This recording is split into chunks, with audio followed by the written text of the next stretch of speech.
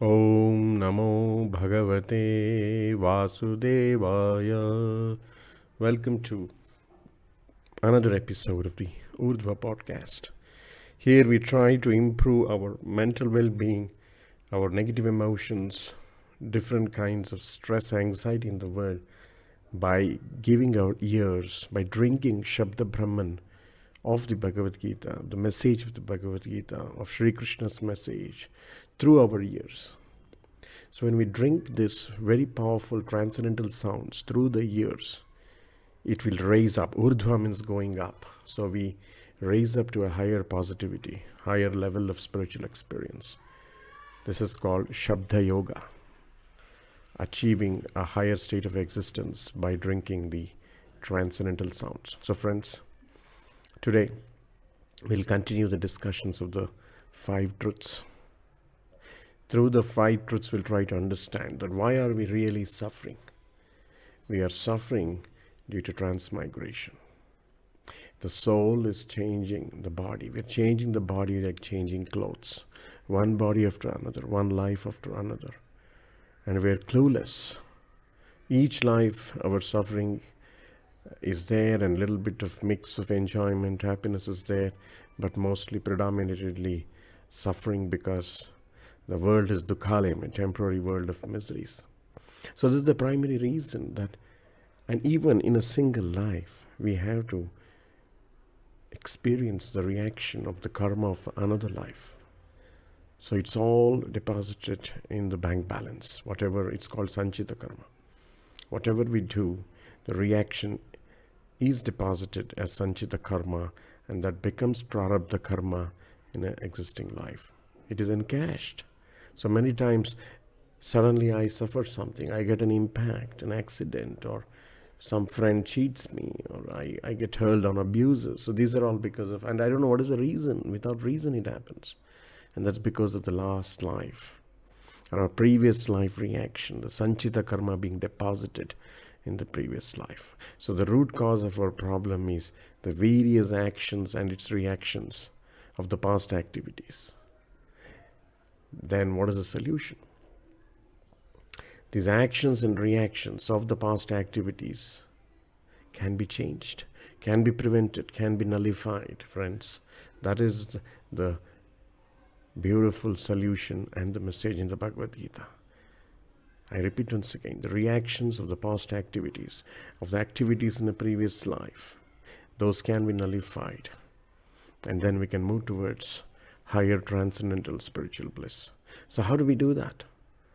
How can I nullify, how can I change the reactions of my past activities? By living in the mode of goodness. When a living being is in the mode of goodness, it achieves sanity. So what is a mode? Basically, the definition of a mode, according to English, is like, for example, I give you, he preferred mode of travel was a kayak, or an air mode of travel. It's travel by air, that's a mode of travel, or travel by ship is a mode of travel. Like that, we can live in different modes in life. Like I can live in the mode of goodness, or I can live in the mode of passion, which is called rajas, or I can live in the mode of ignorance, called tamas or darkness. So the reaction of the past activities can be nullified if I start operating my life in the mode of goodness. Like similarly, another example if I give, like I put the camcorder in automatic mode. I have a manual mode and automatic mode. So mode is a sequence of operations, a preferred mode of operation for the camcorder, automatic or manual. Similarly, I have the option, 3 options to operate my life: mode of passion, mode of ignorance, or mode of goodness. And the fact that I'm having a deteriorating body, which has a potential for diseases and suffering, is that I have not operated in a mode of goodness in my previous life. So as we operate in the mode of goodness, the reactions of the past activities gets nullified, and we move towards bliss, and we also move towards not taking birth again in the temporary world of miseries and death.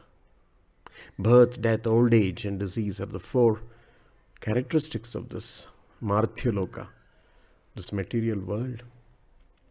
So we can really change this by operating the mode of goodness. So this we will delve in detail, how to live in the mode of goodness. And when we live in the mode of goodness, we adopt a certain set of wonderful activities which will nullify. So through karma, we nullify the past results of past karma only. So karma is non-eternal, friends. It's not eternal. It can be changed. The reaction of the past karma can be changed. Hence, it is not eternal. Whereas the Ishvara, Jiva, Prakriti, and time are eternal. Ishvara, Jiva, Prakriti, and time are eternal. Whereas karma is not eternal, because the reactions of the past activities, past karma, can be changed by moving to sanity, by operating in the mode of goodness.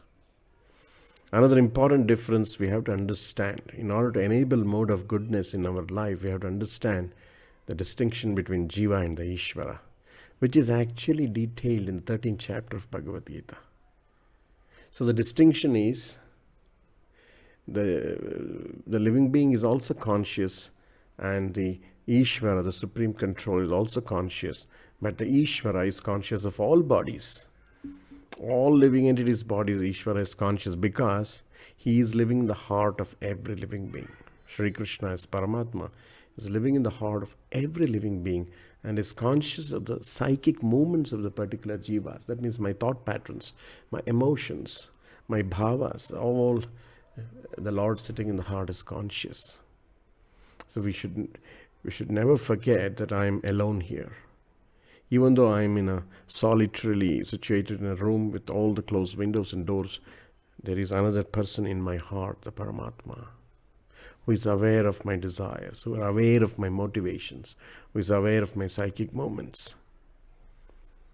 So he gives directions for the living entity based on the desire. So what we desire, who is enabling the desire to happen or not happen, is the directions given by the Ishvara within. Friends, there is a conscience. That conscience is the voice of the Ishvara within. Excuse me. So the living entity changes his body one after another. It's called as he migrates, and he keeps on suffering. So as we discussed, the solution to all this is to change the reactions of the karma, because karma is not eternal. So take advantage of this principle and operate the life in the mode of goodness, by which we can nullify the reactions and we can bring sanity into this and stop this movement from one body to another and achieve spiritual liberation and love of God. Thank you very much. Hare Krishna.